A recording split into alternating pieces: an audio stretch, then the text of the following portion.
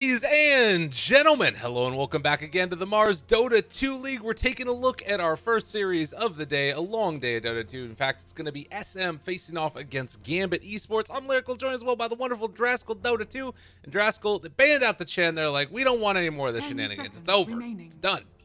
Yeah, that was, I mean, it's the simplest solution, right? You could look at the game and you could say, all right, we could have done a ton of stuff better, clearly. But sometimes it's just easier to ban the hero that made it all possible. And in this case, it's the Jen. Yeah. Okay, so they just took the heroes that they just played against, and they're like, no, we're not doing that again.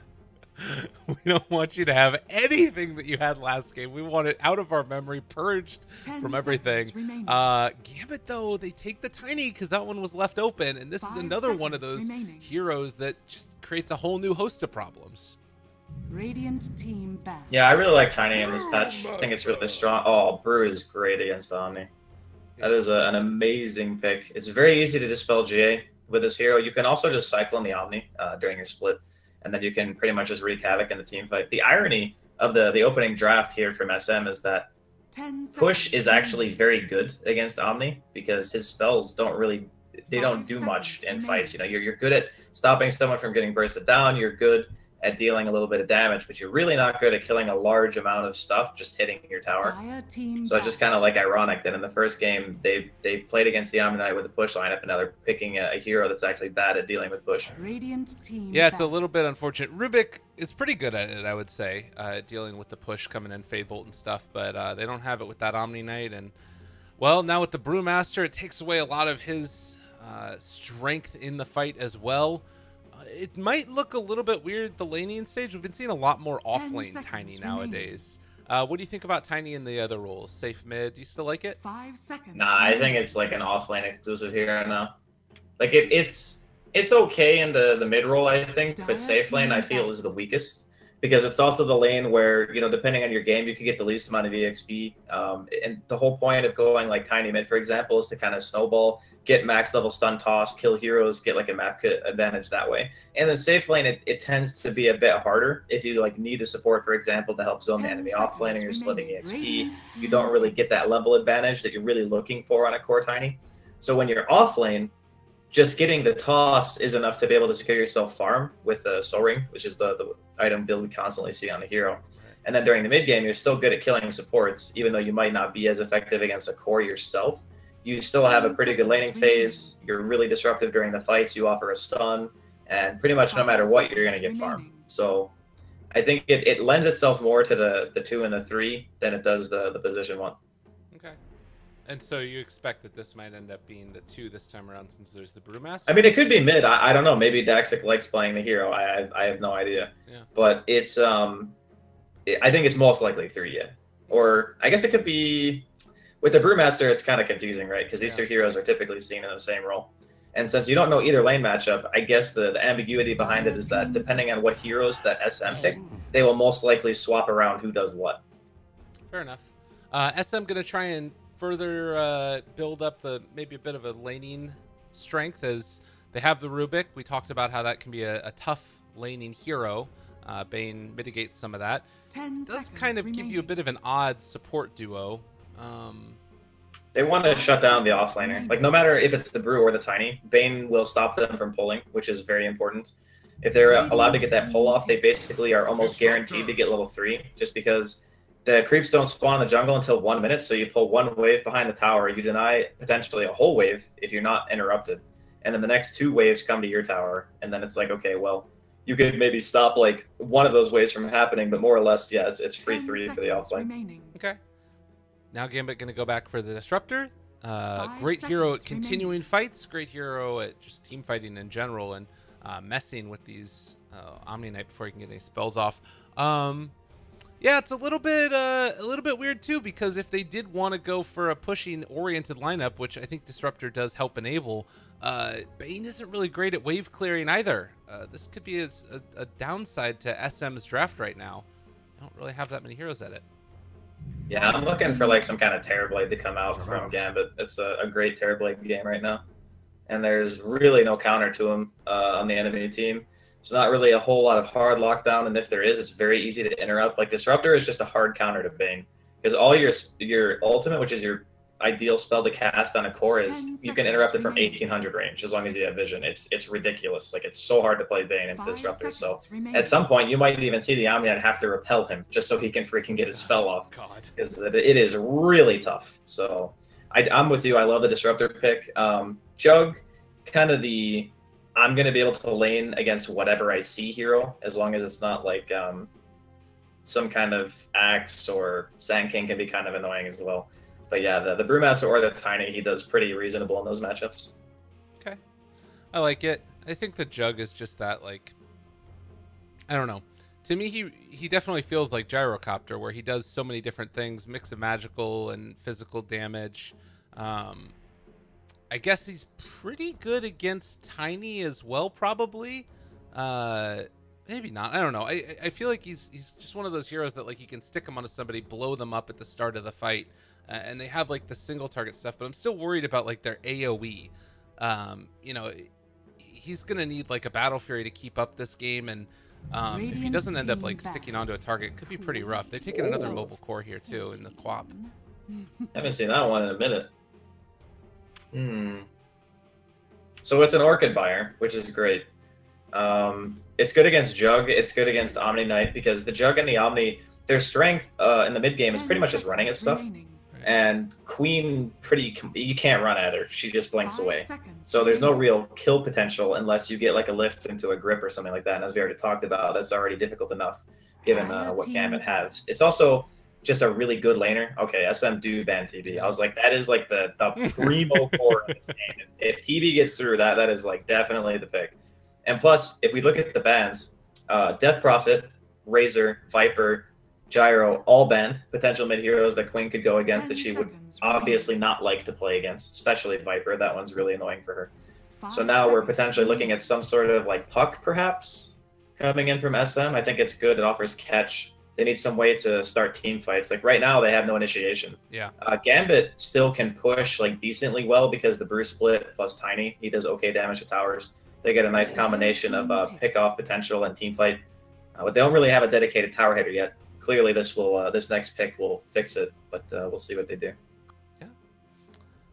Well, there we go for Gambit now, and I kind of you're talking about needing a tower hitter for Gambit or needing a tower hitter for SM? Oh, for Gambit. For SM, they need Initiator. That was why I suggested maybe like Puck, because the Puck Queen matchup is favored for the Puck, and it also offers them a way to start fights. So do you think then that this is going to be like a position for Tiny or Brew then? Yeah, I mean, it's looking like it. Like, who's safe lane's Tiny? I really think Tiny's safe lane is super mediocre. I mean, clearly they can run it. It's possible. I'm just not like a huge fan. And then I guess for SM, you know, Lanaya likes to switch up the lanes a lot. So him and 11 zone, sometimes one goes mid and the other goes to the safe lane. So maybe they also have another core in mind instead of just sticking with just the Jug. And they're not going to go the route of Puck, but they're going to go something different. Like, for example, this is actually a really good PL game. Radiant team pick. Whoa. Well, they're going to go Nyx. That's wild. Of all the heroes that I was thinking of, I can promise you that Nyx was not on that list. I mean, that's the thing, right? Like, there's so many weird things going on in these games. Obviously, the teams know each other very well. Remaining. It gives you initiation before a Juggernaut can get his spin-off. If Quap needs to go something other than an Orchid, I guess. But it's a vision hero, and Disruptor really likes heroes that give him vision.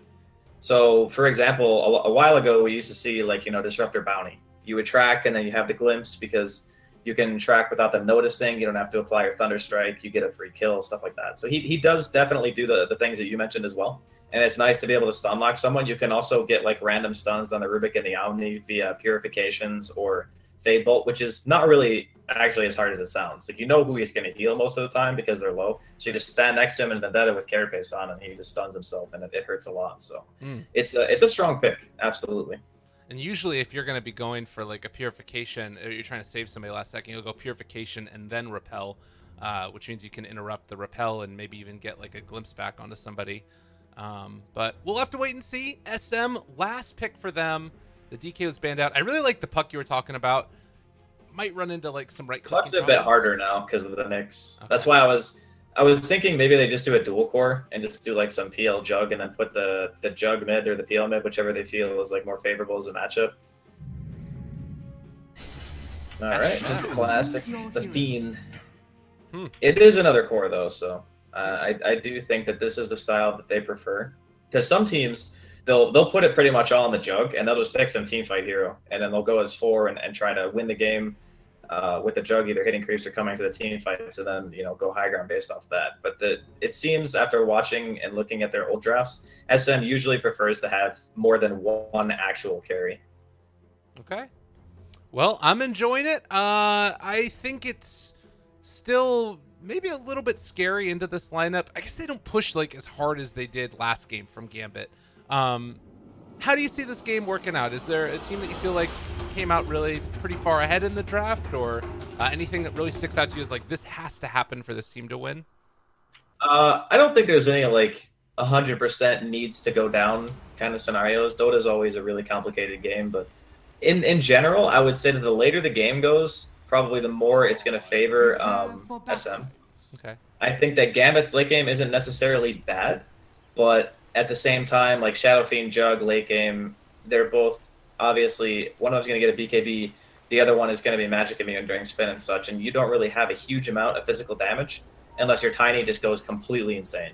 So I'm looking at Gambit to try to push the pace here more than anything. All right. Well, you said you didn't like Tiny in the safe lane. What do you feel like is going to be the big problem he runs into in this one? And I guess like in general, do you think that the Radiant can take advantage of this hero being played in this position at all? I don't think it's about like I kind of explained a little bit of it during the draft, but usually the safe laners don't get as much EXP in general, and Tiny is a very EXP reliant hero. Okay. That's like the main reason why I don't like it. It's the same thing if you consider Ember, for example. Right. You want a lot of EXP on him. You want to hit like level 18 ASAP. All your skills are great. Tiny is kind of the same. So that's the main reason why I don't like it as much. And again, it is a game where it doesn't have to be mid, doesn't have to be an offlane hero to be successful. Right. And if anything, we've seen a lot of experimentation in the CIS teams in the last couple of days here at MDL. So I'm not really surprised to see it. It's just for me, it's a preference thing. Okay, I'm with you. Well, they do manage to get 2 of the runes. Gambit picking up all 4 of them. But last time, keep in mind, the team that took all 4 bounty runes ended up losing. So maybe they're going to lose this time. Yeah, that just sounds wrong. Right? Like you got all 4 bounties and they didn't just lose, they got stomped. Like wowzers, that was a fast game. Yeah. Interesting little thing here as well. The Bane in the mid to help out. Vanscore needs to be very, very careful in this one as the levels of Rays get up there. You can stack up a good amount of them with the Nightmare very quickly, but he took Brain Sap level 1, wanting to just make sure he can trade more effectively. So 2v2 mid, the classic. I think over time this will definitely favor the Radiant. Just because even though the Disruptor does a fair amount of harass, Bane is just, he's god tier at low level. Like 4 armor, 310 movement speed, 63 damage, Gabe, with his 0 stat items. He's got 2 mangoes and some tangos, and he hits for 63. Yeah. Not to mention 75 pure damage traded off. Heal and gaining life from that one as well. So. Yeah, it's 150 health differential. It's ridiculous. Like this hero at level 1 is just a god. What a god. Well, bottom lane, it's also going to be a little bit of a trade-off, so it's sort of an interesting laning setup. 1 support in the safe lane, and then it's 2v1 everywhere else. So kind of unique.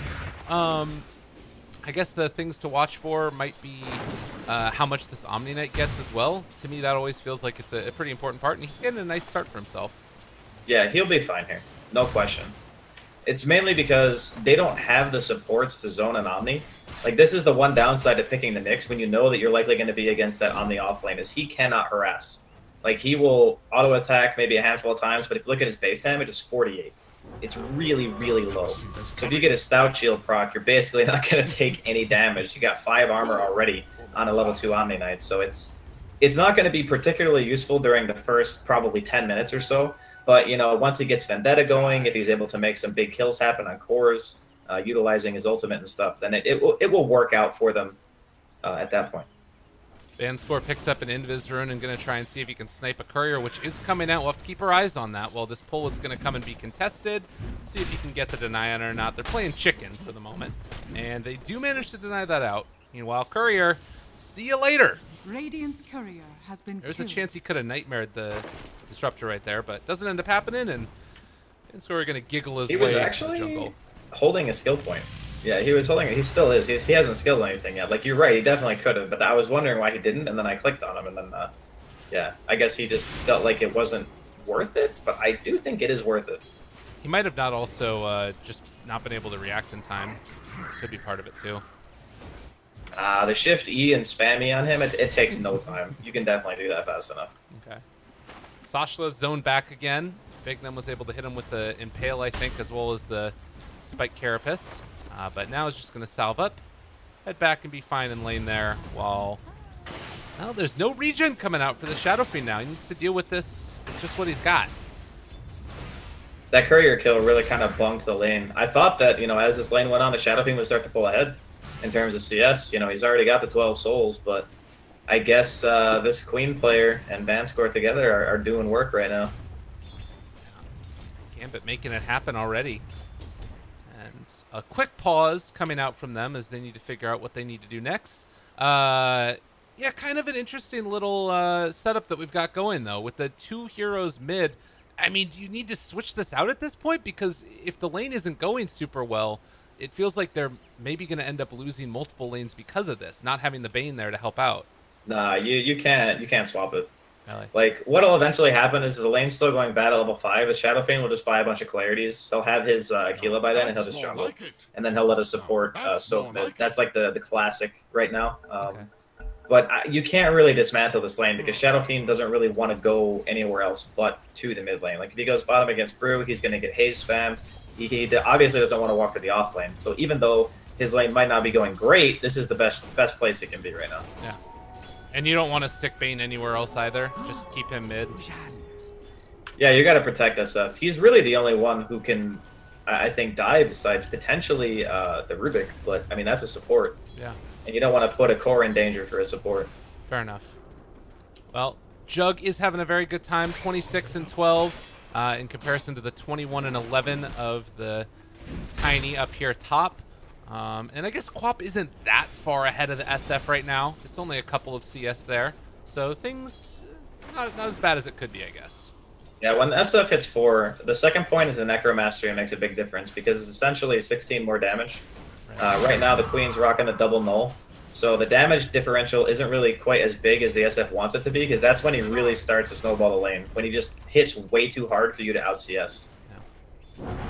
Trading hits over here. Bignum is going to be able to find the Impale onto Omni Knight. He's still holding on to a Repel, though, so it's unlikely that they're going to be able to do anything at all. And in the meantime, the Tiny, to deal with the pulls, is going to pull this camp into, or rather pull this wave into the camp. This is a nice little play here from Daxic. Getting the dual farm, the efficiency. Oh. I'm a big fan. Love it. Love it, love it, love it. And it looks like Omni is going to be able to maybe deny out a couple of these creeps, which actually Daxic's going to throw all of his body into here so he can soak up the experience from it. Which is a nice little bit for him. But nonetheless, game continuing on, and we're going to probably see this Bane try and give the SF a little bit more experience while he stacks up the jungle for him. This is a kind of a cool little... Safe Lane Tiny is not something I get to see very often, so I'm like watching him probably more than most people. Okay. Oh, bottom lane, Cheshire Cat? Nah, he won't get him. But yeah, as far as the Tiny goes, I like the maxing tree grab because it does give you the actual bonus damage as well, along with lowering the cooldown. So with the max skill this early on, you actually farm very fast. So maybe that's their plan, is just, you know, pretty much treat him like a Sven or an anti-mage who buys a Battle Fury and just farm crazy fast and try to, you know, bury the enemy team in gold pieces. Yeah. Umate going to barely make his way out of there. And that does mean the SF's going to be alone for a little while here in the mid lane. Needs to be careful with his positioning. Quap does not have 6 yet, but they're going to shrine up and maybe try and put the hurt to him. Radiant's top tower is under attack. Yeah, this is a... Radiant structures are fortified. Go ahead. I was saying, I think the Tiny here might be able to get this tower too. Oh yeah, he hits crazy hard. This tower's dead. Well, they missed the first blood down bottom where they're able to just pop the Omni Slash there for the brew and take him down. So they lose the tower top, but they managed to find a kill bottom. I'd say a tower for a first blood is pretty... It's still okay for Gambit. Especially considering now that the tower is dead, you know, Big Num's going to be able to pull more. He doesn't really have to worry about, like, oh, are we pushing? Are we not pushing? It's now, I'm going to pretty much play it greedy, try to get my 6, get that Vendetta going, and then potentially look to either the safe lane or the mid lane to try to make something happen. Okay. 7 minutes in, also, and it's going to be 50 last hits for this Juggernaut who's been just farming up a storm. Do you like, we've been seeing some of the Jugs, actually we've got to hold that thought as we have found a Nightmare on to the Brewmaster, going to go for the spin, the rotations coming in from a couple of different people here, almost able to find it, but the Impale is going to turn it back around, and now Yume just going to TP out. If he gets out of here, a lot of rotations, and they don't get anything for it. Yeah, trying to make sure they're not sacking the Brewmaster too hard. He's level 5 right now, so he's doing, at the moment, about the same, really, as the Omni Knight. He's got a little bit less CS, so both offlaners more or less on equal terms right now. This is kind of... It's going to start getting a lot more active as soon as the split comes out and such, and Cheshire Cat just getting spun on again here in the bottom lane. Nice stun. Yeah, able to find him and trying to get this. They do take down the healing ward, tossed from the Tiny, but not going to be able to find the kill. So, and it seems like they want to try and pressure this Jug, but it is giving a lot of space to Shadow Fiend, who's actually pulled ahead of the Quap in terms of CS and levels. Yeah, the TP is going to do that. And also, you got to keep in mind, like right now, the meta on Shadow Fiend with the mass clarities and just like shoving the wave and farming the jungle, a clarity gives more regen than an entire bottle. So, yeah, it's stupid. Like clarities are just broken. That's why everyone buys them in every single game, because they just... If you get the full clarity duration, it's an insane amount of mana, and you can just flash farm like 3 jungle camps or 2 camps and walk back to lane and kill the wave and then keep doing it, and that's why the SF is always just going to end up getting ahead. Structures are fortified. Pale here onto Jug. Gambit trying to put the pressure on still. They have the tree grab in the area, and they do have Omni Slash still available, so we might see a rotation in from the rest of the Radiant. Or he's just going to cut the creep wave as he goes for the spin and now TP away. So never mind, doesn't want to fight, just wants to farm and get out of there. Yeah, but that's 2 tier 1s down in the span of like, what, 3 or 4 minutes? And up until this point, SM haven't really been able to respond in kind. I mean, the next one on the menu for Gambit's going to probably be mid split using the jungle here. Able to find him, gonna get the lift up. Now the follow-up from the Queen of Pain has her level 6. The stun is there. Sonic Wave available as well if they want to use it. 1 raise, need to walk away. A 2nd raise hits. The Impale is there. Sonic Wave from the floor, but they get the Purification off, and now he turns and runs and fights. They end up saving the Shadow Fiend. And now have they lost any other heroes? It doesn't look like they're going to. Everybody just backs off after all those ultimates committed. All right, every R button in the game used, and no one looks any worse for wear. I think that's fine from both sides. I don't know if Cheshire Cat actually was able to get this spell off in time. Oh, he was repelled still, that's why. Okay. I didn't know how long the repel was going to last, like if he was going to be able to get the dispel before he went back into his normal form. But I guess that must have been it. The repel must have been lingering. Because if he got the dispel on the G8, SF was going to die. Gotcha. I guess really good thing as well there, the reaction from SM to make sure there's the Omni Knight that TP'd in first. So that way he can get there quickly. They stole Blink on Rubik now, so have a form of initiation. If they can catch this Queen of Pain out. Still very squishy at this stage of the game. Oh yeah, Queen goes splat real easy. Once you get level 10, you get that nice 10 strength talent. That's a nice little boost to your survivability, then enter your Yules and Treads. No Sonic Wave available, but they do have the Tiny moving in. Threatening some raises here, ends up hitting, but they tried to go for the Spike Carapace, didn't quite work. Yeah, it was a nice attempt. Still very close to that level 6 though on Big Num, so as soon as he gets Vendetta, look to see perhaps a movement around the map. This Tiny is being very active too. Like as soon as he got the offlane tier 1, he literally has not returned to his lane. He's just walking everywhere, wants his disruptor to hit 6, get that static storm going. Drums popped here, gonna throw the Nyx in. Nice play. Impale connects. They're going to find the avalanche afterwards, and there's the nightmare there, but still in some trouble. They get the kill with the Vendetta. Yeah, this is a nice combination. I think this pairing of heroes works a lot better because it is a tiny core and not like some other hero. Because no one else can really do what the tiny does there. He essentially acts as your blink dagger in that situation.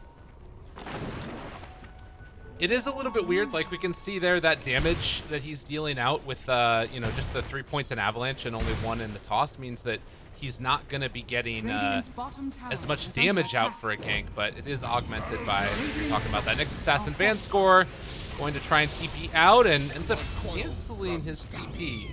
Blame my blade. So he falls. I'm not sure if he would have made it anyway. Yeah. But some tower pressure finally coming out here from SM. They haven't really been able to get on the board yet in regards to tier 1s, but it looks like the first one they're going to get is going to be the top. But bottom tower took a little bit of harassment during that time. Daxic and Bignum are still looking for something in the jungle as well, or they can just collapse on the mid and look to take that tower. Oh boy, SF, you got to be real careful.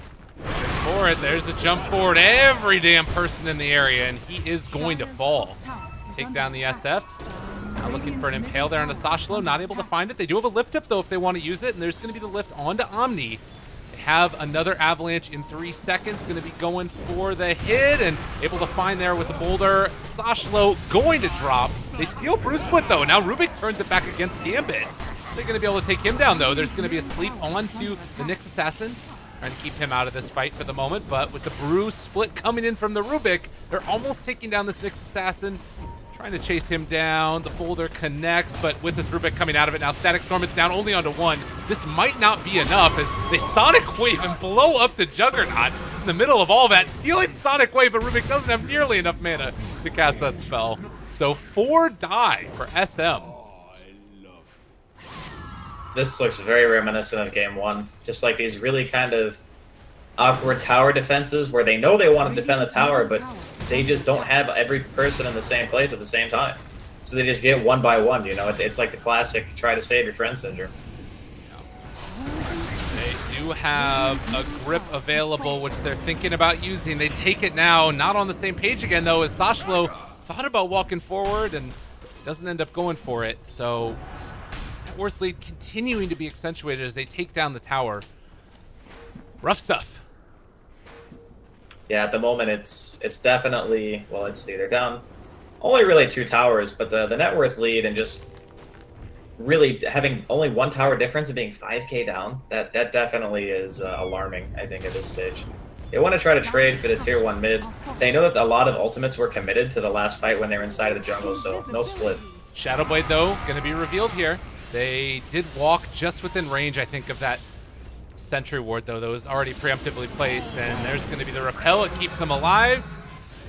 Okay, Gambit looking for an answer, but I mean, they are still in a pretty freaking comfortable position to try and defend against this. The Impale, it only connects onto 1. Not bad, though. Static Storm now as well. Onto the Omni Knight. They're going to throw out the Requiem of Souls. Omni still living through this. They holding on to GA. Cheshire Cat doesn't get his ultimate off.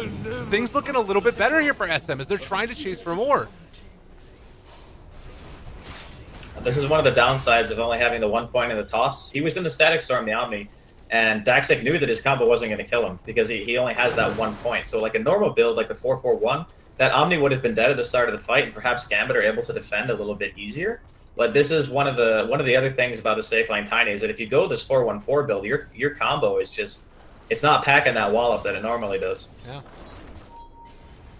Well, he is down here in the bottom lane with the SF, and this is normally, like you're saying, a point where he could possibly solo kill this SF. He is going to need the help of the Nyx Assassin, which it looks like it's going to happen right now. Spike Carapace, they're going to be able to find it. Initiation, they still get the kill regardless, but they take one in turn as Rubik comes in with the Fade Bolt. Now Daxic trying to run away. They have vision though. Didn't quite. The creeps didn't find him. He gets out. Nice little play there, trading the Nyx for the Shadow Fiends. Veliar had the right idea. It's just, you don't know exactly where the gank's going to be coming from, and he thought he was close enough, and unfortunately he just couldn't get the lift in time. So still end up getting the trade. net worth lead is kind of dying down a little bit because they did get the tier 1 and have traded after the fact. So there's still a lot of Dota left to be played, and I'm wondering about the Tiny Core now, because it's like I'm wondering if it's worth it getting like this 4 points into the tree toss if it means that your mid game is going to suffer. Yeah. But I think maybe he was expecting to be able to get kills regardless, just because they have the Nyx, and that maybe that would carry him to like the level where he can finally max out that skill. Well, and when you were talking about it, you're playing it more like a Sven or a Luna or something, where you actually try and get him more farm, taking out those stacks. That wasn't really something that happened. He like tried to play the traditional Tiny way of farming, which was go farm heroes, which he needs the Nyx Assassin to be there with. And already the SM team is going to be prepared for those rotations. The Sentry Ward drop down in mid lane, you know, just making sure there's always a couple of heroes nearby ready to defend. It's a different style than I think we were both expecting. Yeah, I mean, it still makes sense to get the tree toss though if you want to push, because the more points you have into the tree grab, it's more damage to towers. So the building damage is like double the value at level 4. So if his goal was just to mow down the tier 1s and find a couple of picks, you know, if you can, with the help of Big Gnome, then it makes sense, because he still pretty much did what I think they picked the hero to do. It's just a scalability is I think what I'm questioning right now. Okay. Smoke rotation into the jungle now, with Queen of Pain going to lead the way. Big Gnome is under the cover of Vendetta, and they're looking for this Juggernaut, but he backs out. And with that, Gambit unable to find anything. It's a counter smoke going on right now from SM as they're going to head into their own jungle area. Everybody backing out, and, well, it looks like Gambit should be able to pressure this tier 2 and possibly even take it. Radiant structures are fortified. Yeah, don't really see any contention coming out from the side of SM. They maybe they learned their lesson. Defending towers just doesn't really seem to be working out for them in the last 2 games, but a trade, I think, will certainly do. The closer the SF gets to BKB, the easier I think it will be in fights for the Omni to be able to like self-repel, just so he can ensure he gets off the GA and so on and so forth. Maybe even throwing it on the Jug if necessary, or the Bane to be able to channel that Fiend's Grip. Well, they are pushing high ground right now, and nobody is home. They're not responding to this that quickly. The tower is almost dead. Trading a tier 1 for it, and they also get the glimpse back. SF able to get the repel off, though, I guess, or something. He ended up coming back regardless of that glimpse. And, well, they pop the ultimate now, trying to turn and take down this barracks. They took down the tier 3 tower already, though. Like, this is a fabulous way for them to start this. They get the static storm down as well onto the Omni Knight. Sonic Wave connects onto everybody. Daxik is barely alive, but he does end up falling. Omni Slash kills off 2, and now they need to run. But they do have the glimpse stolen from the Rubik. Counter glimpse as Vanscore ends up losing his life. That's 3 heroes for a tier 3. Yeah, the SF had the buyback, but I mean, that's not really too painful for him. He'll be able to farm his gold back in no time whatsoever. I don't know if that was worth it. I mean, the tier 3 is definitely, it's nice because it opens up the access to the shrines. But I don't know if that was good enough, you know, because you just gave a Jug a lot of gold. Like, he's got Battle Fury Yasha now. He walks away from that team fight with 2 more kills. And, you know, it's going to get to a stage where I mentioned the physical damage output from the side of Gambit is just not really going to be there. I don't know if this Tiny plans on going back, like, after the SNY, if he wants to get, like, a Daedalus or something to try to scale himself a little bit more. But I think that Gambit are really looking for that window between, like, now and the 30-35 minute mark to really do enough damage to where SM doesn't feel comfortable taking it late anymore. Like, 1 or 2 sets of racks out. Did you see what happened with the SF there, by the way? Because I thought I saw him glimpsed, and then... Oh, you have to hold that thought, because they are setting up now. Tiny on top of the SF, and he's standing right on top of a range creep. They decide to go for the easier pickings on the Bane, take him down. Can they find any more? Big Gnome looking to chase. They do have a glimpse available. Requiem with the repel already on him. Vanscore now is very, very low. He does have Static Storm back up in a second. He can turn and drop this onto them if they want, but Big Gnome is already dead. Cheshire Cat decides to go back in while the rest of Gambit is backing out. Be a bit too far forward and off the mark for what they want to do together. And with that, SM just going to take down the tower. Yeah, Queen wasn't there. She was just pushing bottom. She doesn't have Sonic right now, so she was just split pushing this entire time. Maybe if she TP, they would have felt more confident in like taking that fight full on. But that was just a 4v5. Like, that's why it went so poorly. Yeah. Well, tower down for both teams. And tier 2's only left alive in the mid and bottom lane for the Dire. As Queen is going for the Lincolns to deal with that glimpse. So you're talking about the physical damage not really being there in the future for Gambit. What is it that they need to do to try and secure themselves an advantage at this point then? Well, they are going for a smoke, which I think is the correct thing to do. Tiny's going to be TPing in to join them as well, so I think they're just going to cut in. They have an aggressive ward play, so they're going to see the movement right now. Pain is going to be gripped. They need to deal with this. It's a ton of damage, and Pop is just dead. And now they're going to take this fight regardless. Jug gets his spin off. He just walks away. They do blow up that Rubik. I don't know if this is good enough, as they're going to try and take down this Bane. The rest of the Radiant moving into position to at least defend if they need to afterwards, but they lose their Quap for that. Yeah, that was he was definitely baiting them, but the timing was just like a couple of seconds off, you know?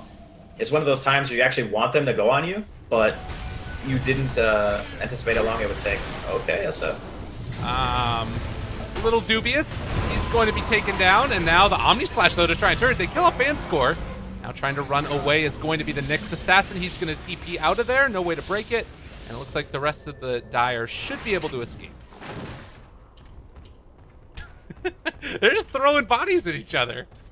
I mean, it's definitely a slugfest, and I'm not opposed to watching that type of game where both teams just want to try to, you know, battle it out and get whatever advantages they can. But I think Gambit are feeling the pressure. I think they understand that their lineup will get to a point where, unless this Tiny, like I said, goes for like the full YOLO physical damage with the Daedalus and stuff, the Jug and the SF will kind of get to that critical mass. And obviously Roshan is going to be on the table. After one big team fight, I think either team is perfectly capable of doing it. You got Jug on one team, you got Tiny on another, who still does a pretty good amount of DPS for the stage in the game. But yeah, it's still very much anyone's match here. And even if you end up trying to find like a full combo of like Nyx Assassin, Impale out of Vendetta, and then you like, you know, end up following that with an Avatos combo onto SF, they still have Repel and Omni Knight behind him. So it feels like these team fights are just so complicated for how they want to take them. And right now, maybe another bait. They're all staying behind him. They don't have the Jug with them, but the turnaround is going to be there. The lift up Sonic Wave. It's almost a dead SF, but he barely walks away from there. Now waiting for the Repel to wear off, as well as that full heal. And it is going to drop. They get that kill with the Nyx Assassin, and now focusing on Asashlo. Omni Knight trying to run away. Boulder is going to connect. He's very low. Purification. He doesn't quite get it in time. Oh, Yule Scepter almost there. There's the turnaround. He was waiting for the Spike Carapace to wake off. They have the Nightmare. Time back for more. They get the kill onto Nyx. He was not able to finish it off. Nyx's stun was still down for a couple of seconds. I think he was trying to go for the body block play, and he didn't get his urn out either. So, sorry, the Vessel. If he got the Vessel out, it potentially would have just killed the Omni with a couple of auto attacks, but it would have been really close either way. But I mean, every single one of these team fights, you can see that SM are like inching their way back into the lead. Like not too long ago, we were talking about how it was like a 5K lead for the side of Gambit, and that lead is kind of dissipating now. And this is a stage in the game where Gambit are going to be feeling like they are the ones who should be fighting and winning, because their team fight is definitely strong, and they have these heroes that can scout out the map, and you can get vision as well. Right. But they're not really able to utilize it, I think, as well as they want to. Oh, look at this ward right here from the Dire. You see this one over to the side, getting good vision over Roche and a little bit of this camp here? It's a nifty one. Yeah, it's a nice ward. I like that one. It's mainly, it's a Roche ward, but it also spots some movement. They're going to know the SF's up here too. Ana hiding in the trees.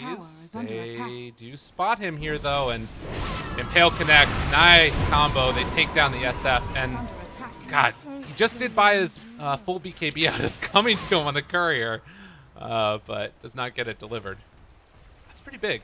That Shadow Fiend has 12 souls, by the way. He died, and then hit like 2 or 3 creeps, and then died again. Yeah, looking at his net worth, it's been a painful one for the SF, and this is going to mean they go into Roche.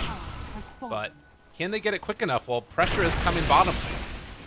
Well, I guess they have a DD on the... Oh, it's about to fade. Okay. They have a cart, so it'll be a little bit of damage on the tower, but I don't think it's going to be enough to make them overreact. They did TP back. The Disruptor. Gonna try and threaten at least the chance of a glimpse, but can just repel TP away for the Omni Knight. And with that, and Roche now online, they're actually trying to take this fight. They blink forward. Bob needs to be a little bit careful, but maybe not, because Sick is going to turn this back around. Sonic Wave, they miss the Impale though, and with the Jug showing up, they're actually able to make that work. They do take down the Healing Warp, but now they Omni Slash. Tiny, he's just dead as well. They just threw this all away. Bignum trying to run, but SM not having any of it. They're just chasing him down and going to be able to find that kill onto the Nyx Assassin. Double for the Jug. And they also kill off the Bane, so at least they get away with the Quap, but I think that was Aegis used as well? Yeah, it was. Bignum is having a rough game. He's missed a lot of stuns. That time he tried to go for the double, like he wanted to hit both heroes running down the ramp at the same time. But really, the only one that you actually need to stun there is the Omni. So sometimes it can be better to just go for the guaranteed play than try to go for the big one. And because it's more likely that you're going to mess up the big play, because that's a very hard stun to land from the place that he was standing. But yeah, that definitely just murdered them. That was pretty rough. I guess also the decision to take that fight without the Disruptor may be a little bit questionable too. Like, Vanscore is so much a part of their team fight right now. And he had to go back to defend against the Omni. Like, I don't know. I feel like they don't need to take that fight right there. Tough stuff. Well, it's very easy to just get a Roshan and say, okay, we got Aegis, let's just go fight. Yeah. You know, that's a very common mentality in Dota. Yeah. So I kind of understand where they're coming from. But you are right that it wasn't necessary. But when a team is feeling confident that they can win, I think it's bad to like question your own confidence, you know? Okay. It's like when you're feeling it, you want to try it. Okay. Bignum is going to break that smoke. They drop down a Sentry Ward. They do have vision of this guy. Moving over to the side. Do they have any dust? They're waiting for it. Second Sentry, and there's going to be the lift up. Wait for the Spike Carapace to wear off. Hit him right there. Fiend Script. And now Radiant, they're the ones feeling confident as they are going to clear out this creep wave and move down mid.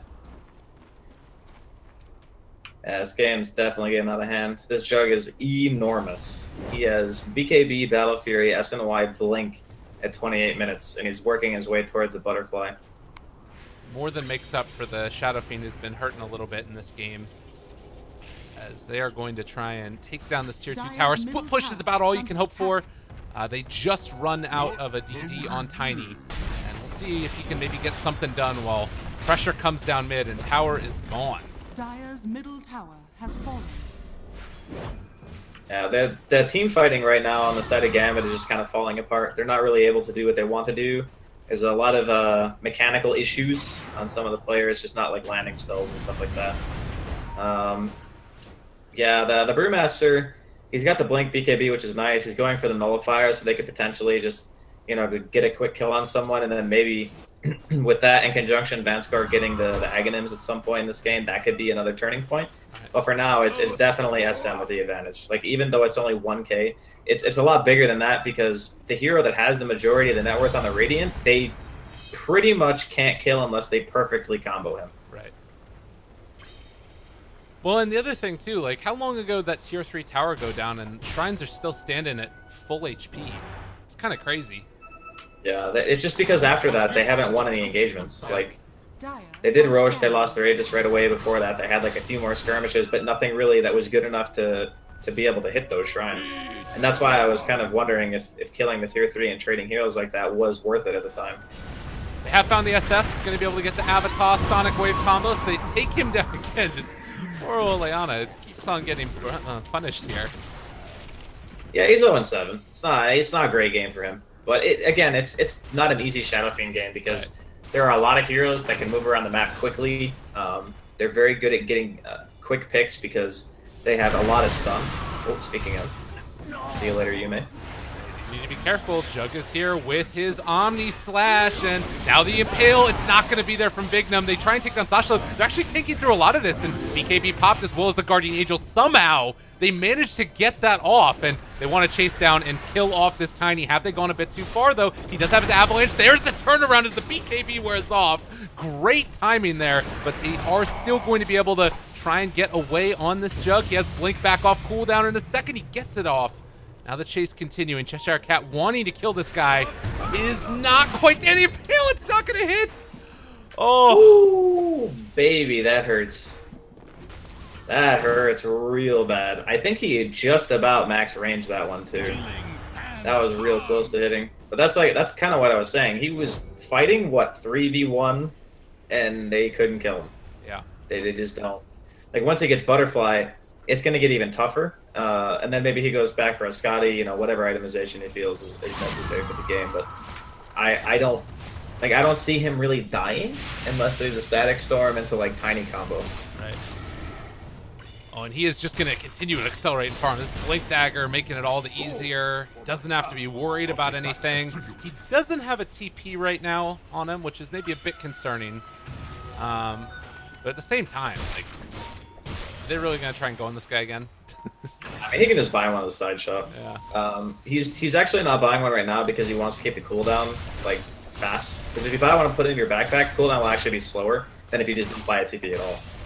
So for now, he's feeling like, okay, they're not going to push. We just kind of had this weird team fight. No one is really feeling confident enough to walk up to tier 3s, and Roshan's not up. So not having a TP right now is actually not awful.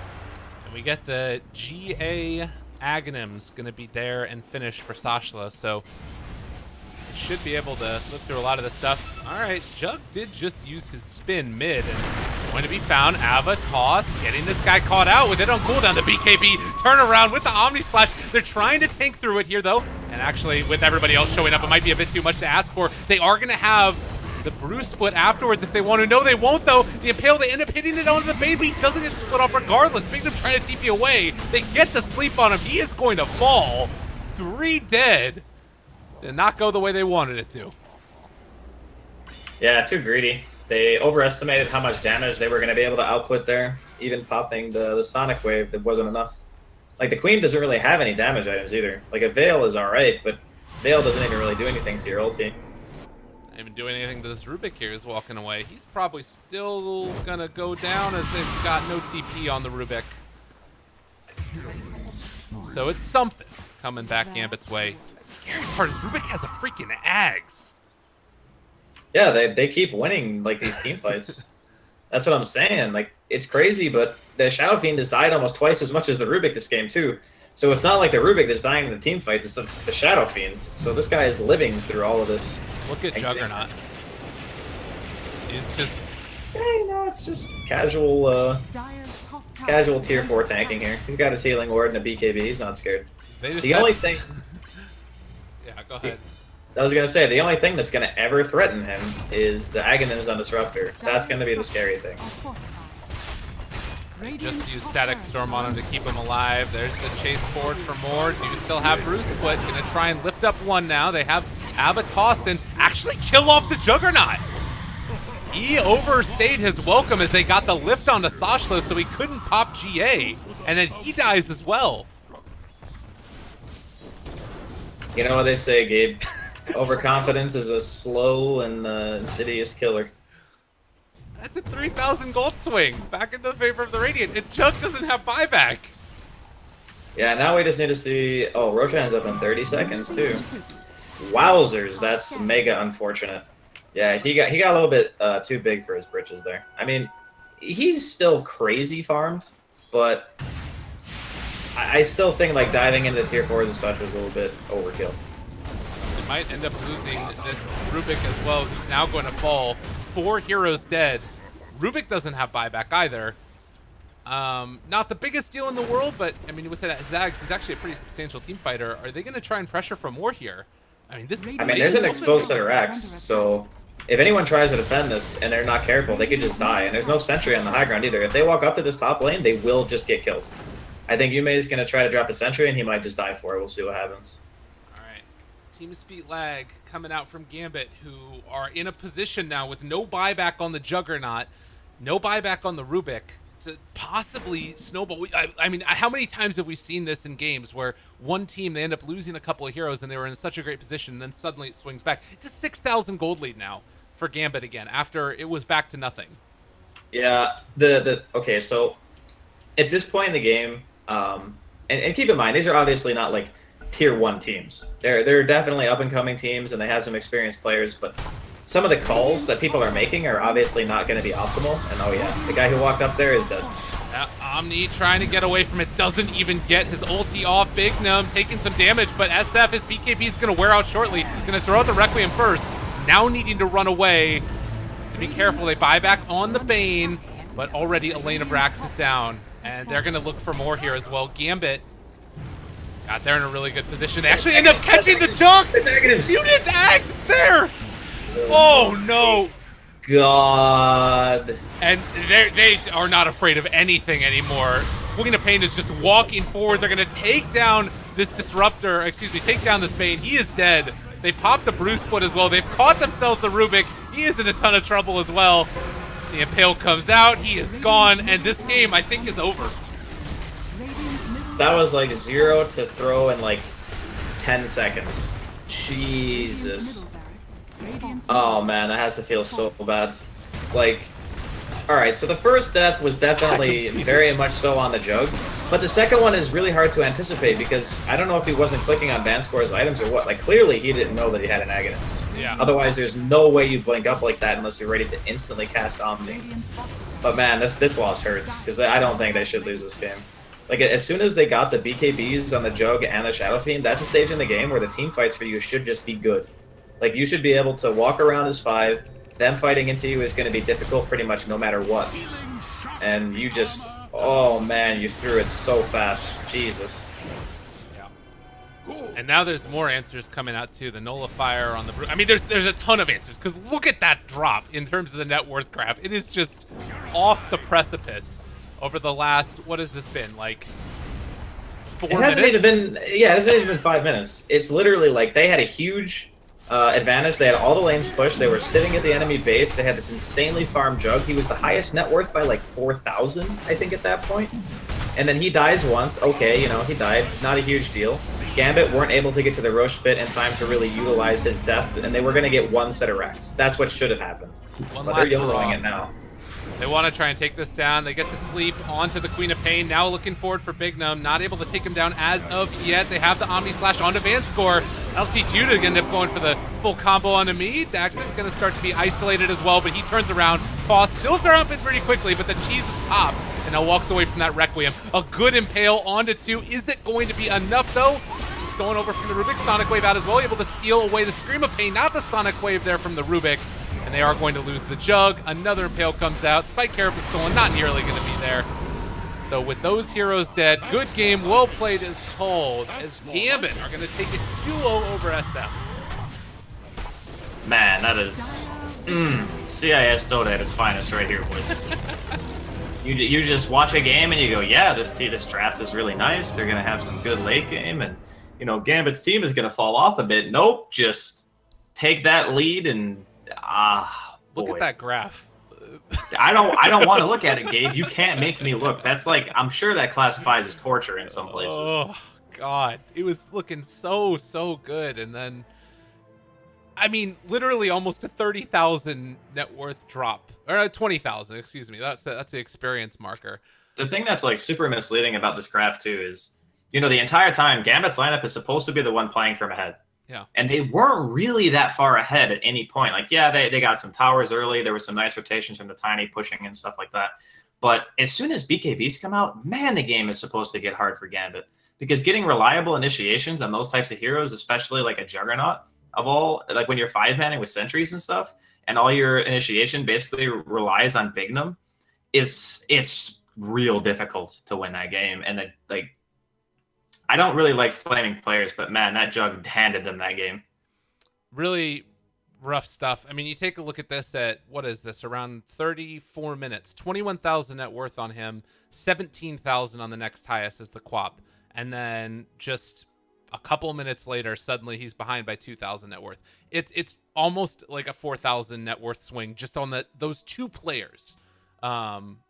Actually, more than that. It's 6,000 net worth swing on those two players over that series of minutes. And I mean, definitely lots of different things that you could point to. I think that also just Gambit maybe being a little bit more organized of a team. I think that this was the open qualifier stack that came in from SM. And yeah, it's a tough one. Well, Draskyl, going into the next round, this is going to mean that it is Team Spirit versus Gambit because of the win. we haven't got to see much of Team Spirit, but do you have any thoughts about how you feel that Gambit might go going forward against just like any of the matchups? I mean, I think that Gambit has showed some nice drafts. I think they have a really good idea of the styles they like to play, and they move around well. That's something that I will definitely give them. I felt like when they were playing against SM today, SM clearly did not have like the same amount of cohesion, because in this game, all they have to do is 5-man with sentries as soon as they have farm on their 2 cores, and they a split pushing Queen of Pain is not going to end the game for you, right? Okay. And I think that's something that you're going to learn.